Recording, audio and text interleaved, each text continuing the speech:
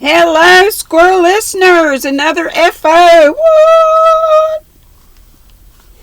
This is Hobby Lobby yarn.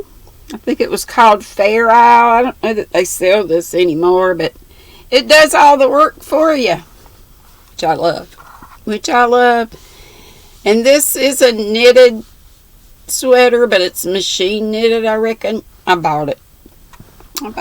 I found it at Goodwill, and it's a Cold Water Creek, so I've had it a while.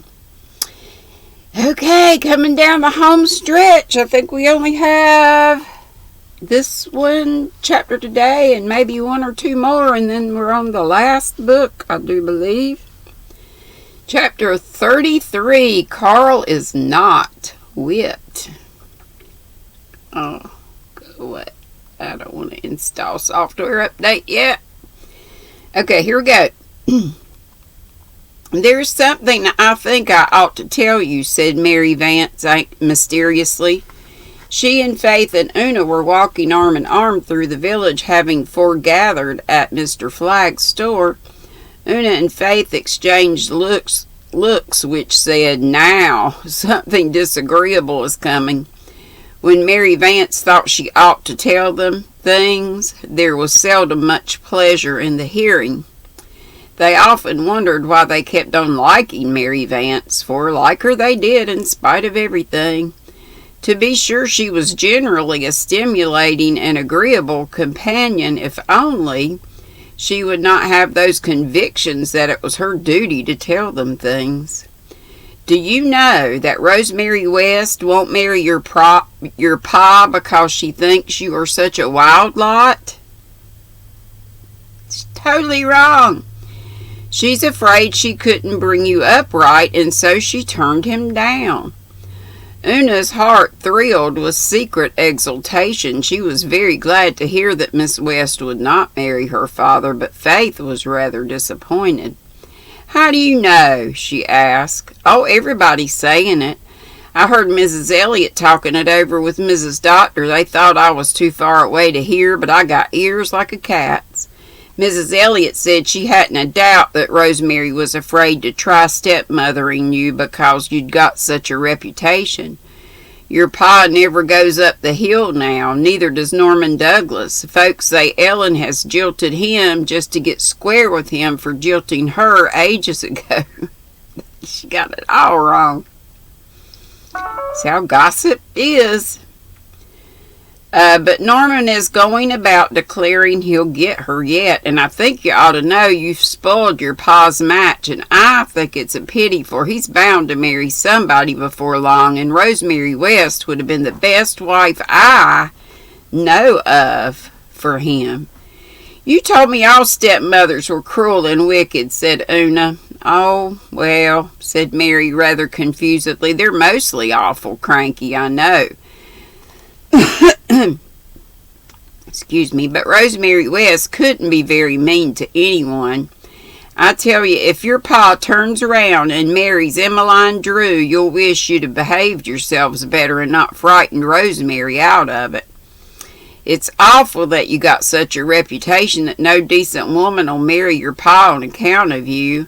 Of course, I know that half the yarns that are told about you ain't true, but give a dog a bad name. Why, some folks are saying that it was Jerry and Carl that threw the stones through Mrs. Stimpson's window the other night when it was really them two Boyd boys. But I'm afraid it was Carl that put the eel in old Mrs. Carl's buggy, though I said at first I wouldn't believe it until I'd better proof than old Kitty Alec's word. I told Mrs. Elliott so right to her face. What did Carl do? Cried Faith. Well, they say. Now mind, I'm only telling you what people say, so there's no use in your blaming me for it. That Carl and a lot of other boys were fishing eels over the bridge one evening last week. Mrs. Carr drove past in that old rattle-trap buggy of hers with the open back, and Carl, he just up and threw a big eel into the back. When poor old Mrs. Carr was driving up the hill by Ingleside, that eel came squirming out between her feet. She thought it was a snake, and she just gave one awful screech and stood up and jumped clean over the wheels. The horse bolted, but it went home and no damage was done. But Mrs. Carr jarred her legs most terrible and has had nervous spasms ever since. Whenever she thinks of the eel, say it was a rotten trick to play on the poor old soul. She's a decent body if she is queer as Dick's hatband.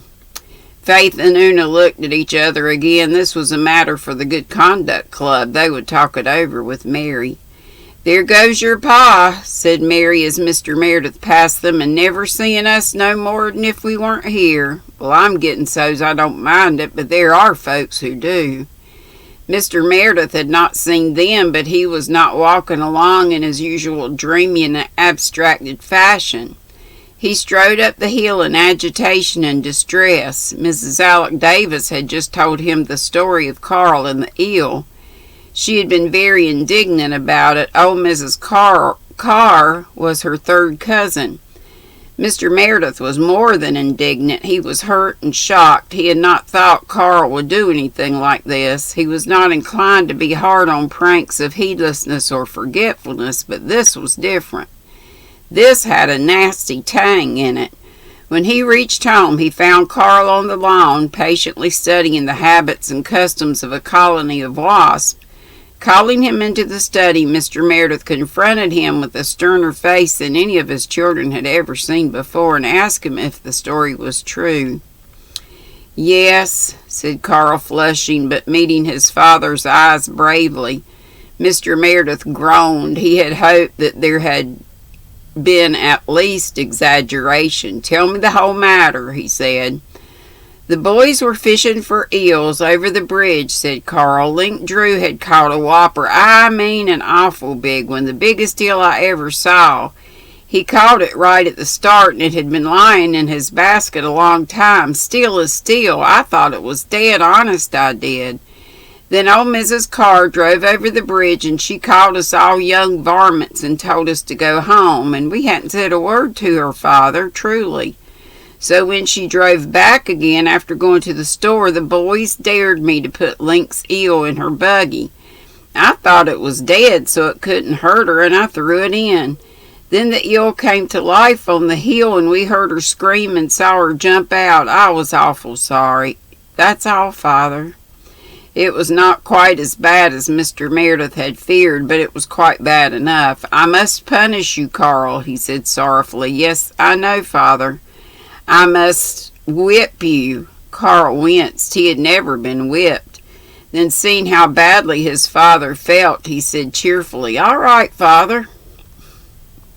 Mr. Meredith misunderstood his cheerfulness and thought him insensible. He told Carl to come to the study after supper, and when the boy had gone out, he flung himself into his chair and groaned again. He dreaded the evening sevenfold more than Carl did.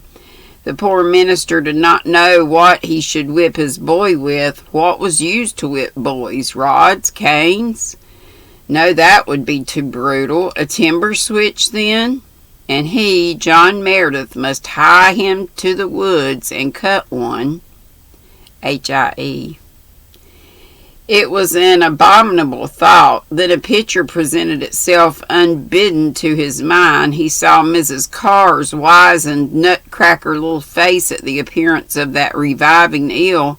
He saw her sailing witch-like over the buggy wheels. Before he could present himself, the minister laughed.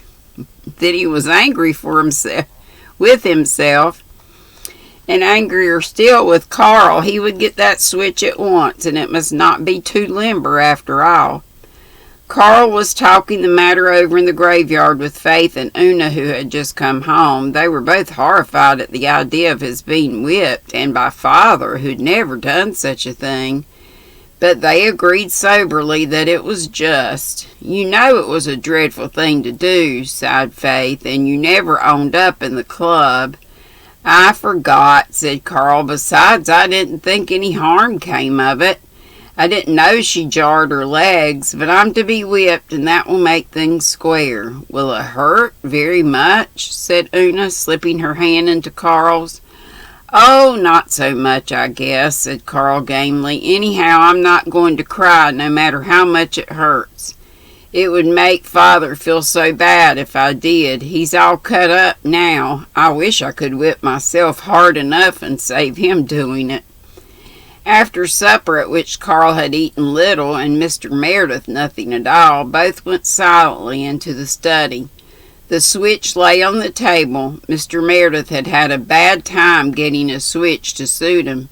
He cut one, then felt it was too slender. Carl had done a really indefensible thing.